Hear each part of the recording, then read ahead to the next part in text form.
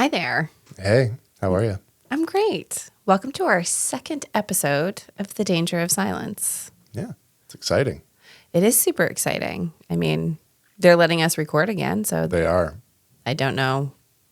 They do leave the studio unattended, so. Very much so, and very valid. So here we are. So for today, you and I, so for those of you who don't remember from episode 1, I hope you watched our entire first episode and were enthralled and thought that we were delightful because I think we're hilarious. Likewise. Absolutely. I am Hannah Longley. I'm the Senior Clinical Director of Community Programs with NAMI Maine. I'm Dave D'Angelo. I'm the Associate Director of Affiliates and Volunteer Services for NAMI Maine. So we are here. As we go through, just so everyone's aware, as we go through with our section of the podcast in the Danger of Silence, is we're really going to look at breaking down different parts of our team. We have one of the larger teams.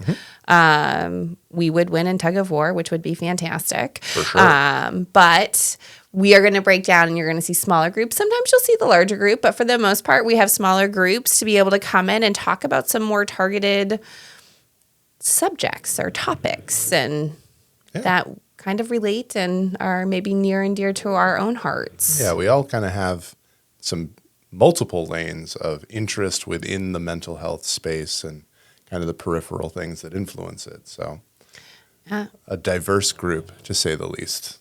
To say the very least. So, and all of our programs cover such a wide range of subjects and programs and populations, and we're kind of all over the place, which is fantastic because for me, that really shows that mental health does not, or mental illness does not discriminate. It is, it is across every population. It's in every, cultural, ethnic, gender, socioeconomic. I'm trying to list off everything I can think off the top of my head. I should have prepared better for that. People, yes. And it comes out in a lot of different ways. And as we talk about the different programs and projects that we are involved in as an entity, and then for us and our little team here in particular, is one of the things that has popped up is that the Maine Archives is working on putting together some sort of online but also in-person display talking about what was formerly known as the Augusta Mental Health Institute, AMHI. It opened up in the 1840s and has gone through a lot of different progressions, but putting on a display and really trying to show life there at the turn of the century, early on when it first opened. And so I thought as we are helping to support this project, along with the Consumer Council of Maine, we've been participating and had some meetings with them. I'm really excited to see the final product of it. But I think it's important for us to kind of step back and really look at the history and look at the intention behind it. You will most likely get to know throughout the course of our podcast, I am a wealth of very unusual knowledge. It does not make me very exciting at a dinner party. However, it can come in handy when you work in the mental health field. Certainly can. So you and I were talking about the history, kind of the backing all the way up to colonial times. Mm-hmm. Mental health existed then. It did. Some would argue it's existed since the dawn of man. Absolutely. We don't have a whole lot of data on some of that early stuff. We had a church who reached out and asked for us to speak and provide some psychoeducation and some awareness about mental health and all of that. And they started asking questions. There are multiple cases in the Bible of documented mental health diagnoses. And so, I always put it out there because I'm like, it goes all the way back to there. You can see that this has just been around. It's there. It exists. And so going back to colonial times, oftentimes what would end up happening is that folks would go out and they were living on farms. They were living in the wilderness. They were living on farms. People would be struggling with their mental health, but there would be, the wilderness, the outdoors, all of that to be able to go and engage in. And even when they first started, as we went into the industrial period and people started moving away from farms and, much more into, urban setting for the 1800s. It's not exactly, feel a little weird. An urban setting, it's not present day Augusta, but it started to change and it started to shift. And so individuals who were struggling with mental health no longer had the opportunities to go and live on farms. They ended up at the Augusta Mental Health Institute. Mm-hmm.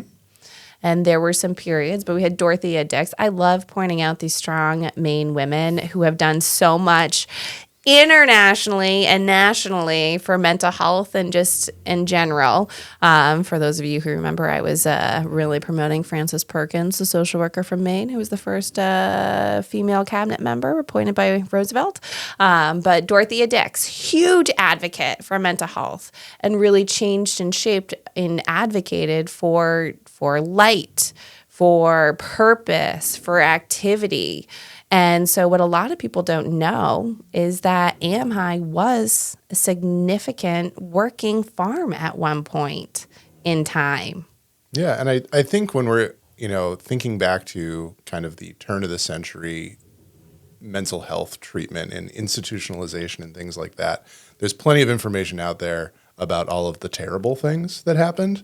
And I think we're kind of at a point now where certainly we're not headed back in that direction, but, there's struggles to get care and things like that. There are things that we've known for many, many years that have worked and worked in both an institutional setting and prior to institutions even existing that still work today. And it's not a complete solution, but it definitely has some benefits.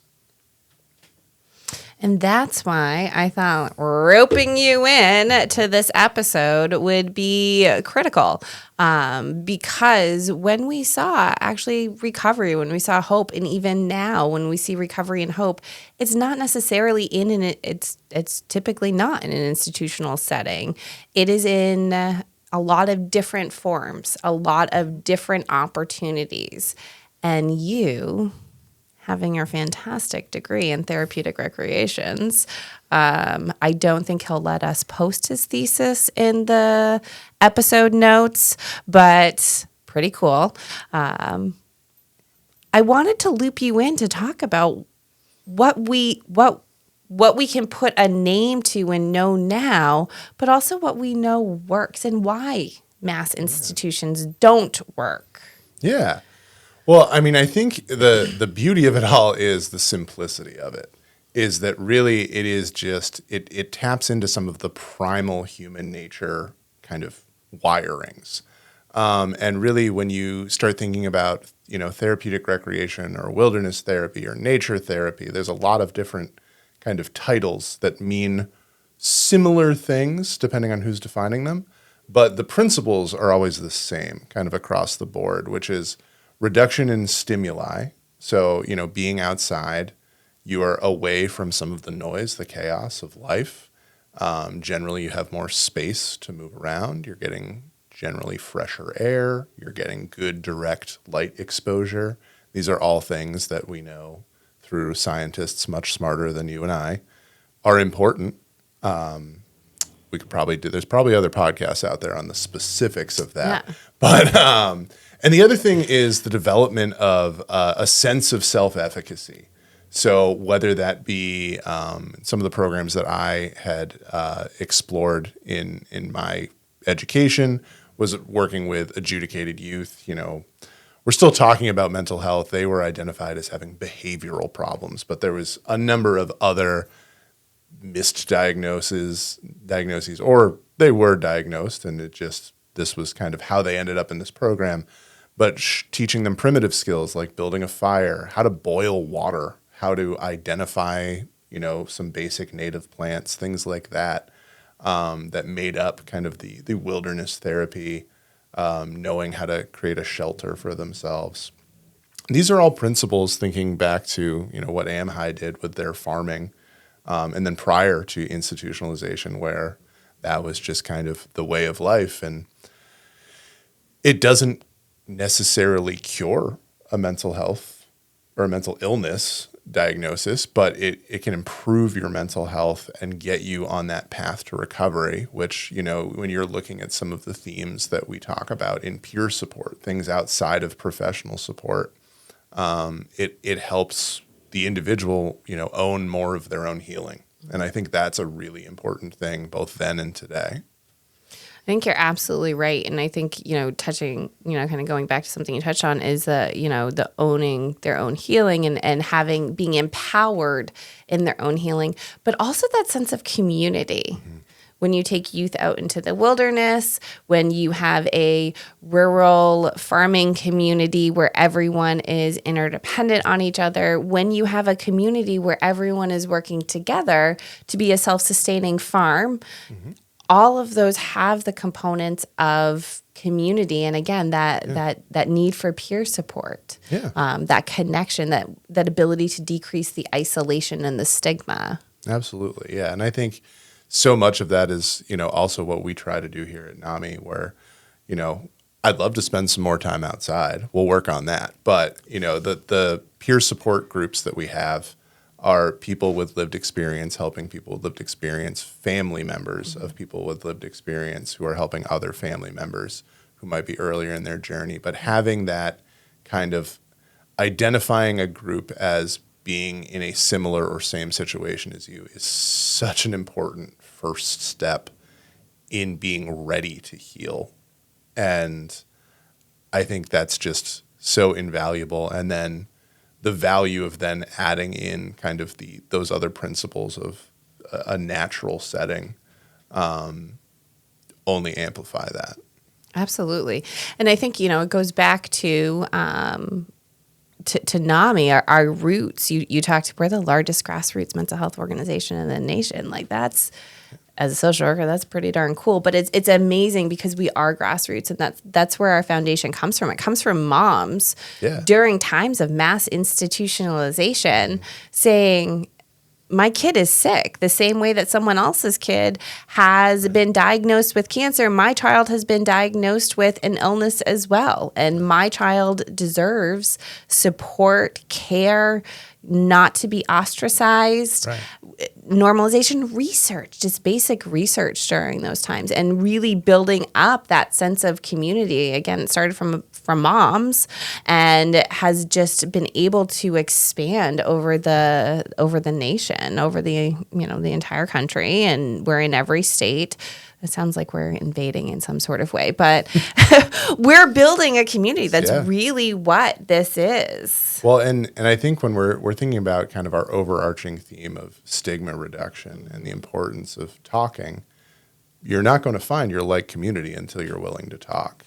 And then the stigma is not going to be reduced until more people are talking. Mm-hmm. And I think that's really what NAMI is all about at its core, is just having these conversations. It's interesting, too, when we're thinking about broadening the reduction of stigma. Being out in the community all the time, particularly, there's some generational components, but you hear people when you mention mental health who might be from a little bit of an older generation, they like to respond with things like, oh, I'm healthy, or, everything has a negative, sometimes joking, but a negative connotation behind it because of the stigma that has been ever growing. And I think the kind of the negative parts of institutionalization around the Industrial Revolution, and unfortunately until far more recently than people realize, as we've undone, that kind of era of mental health. It's really about shining some light on some of the positive outcomes, some of the contributions. Mm-hmm. I think it's very easy to be dismissive of federal and state programs as just being kind of where money goes. And when you learn that, like, oh, food came out of it and things like that, that there's contributions that are coming out of it too, that's good for the people that are doing it. And again, that building of self-efficacy, but it's good for the broader community to realize these are members of our community too.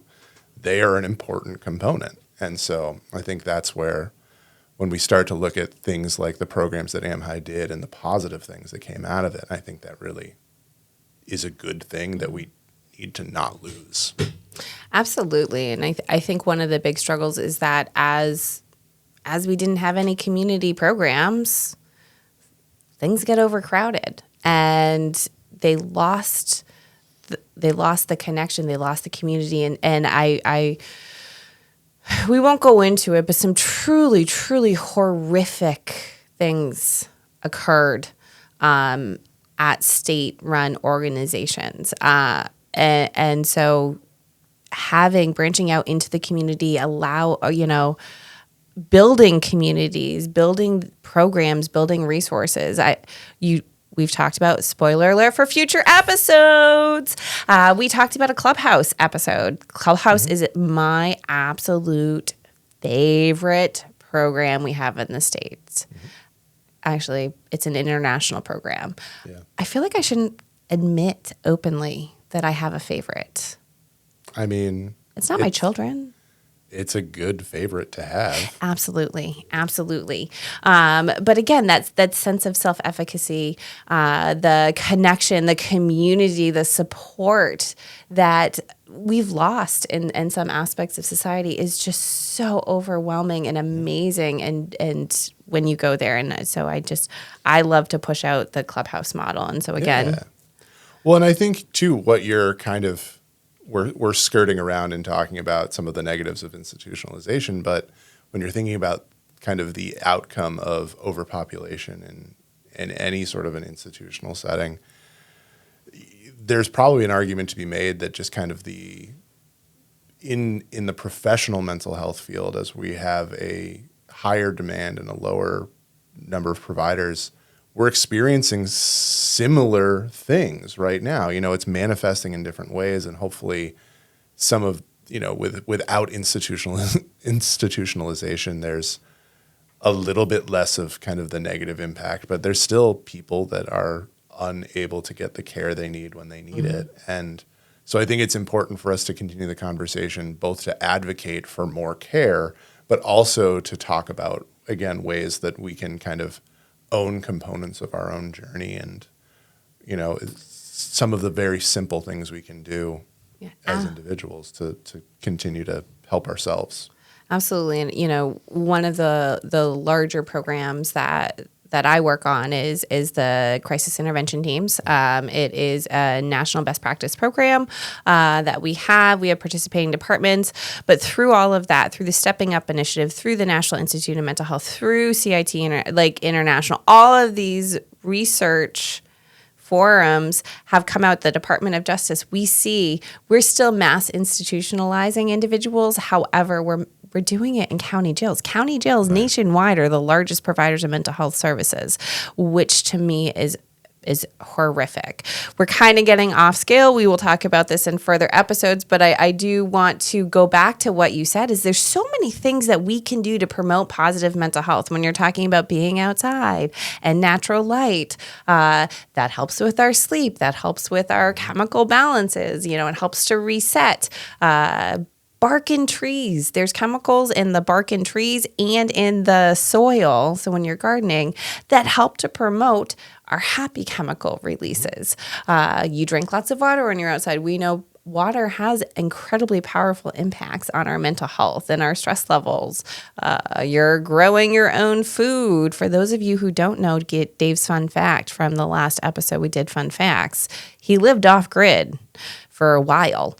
But when you're growing your own food, you're eating vegetable leafy greens, that helps to promote serotonin production. I mean, there's so many different positive things that we can do to promote our mental health and well-being the same way we do for our physical health. And a lot of it is in the therapeutic recreational programs, which is why I love talking about them, the positive aspects of some of our previous treatments and, systems, and how we get kind of back there. Yeah, absolutely. Well, I think too, when we're looking at some of the more intensive therapeutic recreation programs, so ones where, you're journeying through the wilderness, which is not an option for everybody, but I think some of the concepts translate into everyday life of things like hiking or canoeing or kayaking, physical activities, moving your body. Again, you're going to increase your hydration, you're going to be properly burning more of the calories that you're consuming. Things like that. Flushing out those stress chemicals. Exactly. And that all helps with that serotonin boost, which is what we're looking for. Yeah, absolutely. Yeah. So, as we touched on a lot of different subjects and a lot of different topics, some of which we're going to go further in depth at future episodes. We're not quite there yet. But, I think that just raising awareness about here are things that we can do. Here are great alternatives. And again, our physical health and our mental health are tied in together. And then also, they help to promote one another. Yeah. Yeah. I mean, that's drink your water, get outside, talk to one another. And eat some leafy greens. That one. Yeah. All right. Well, thanks, Hannah. Thanks, Dave. It was wonderful talking to you. Do you have anything to wrap up? Any final thoughts, questions? I'm all set. Oh, fantastic. I would like to give a shout out. We do have our amazing producer, Devin, who was recording this. And I feel like we need to acknowledge we are a team here. We are all together. And so Devin has done a phenomenal job, at least keeping us somewhat on task. And It's a big job. it is a big job. And yelling at Dave when he's too far away from the microphone with his beard filter. So. Yeah. Well, thank you for tuning in to this episode, and we look forward to talking to you again. We'll see you next time.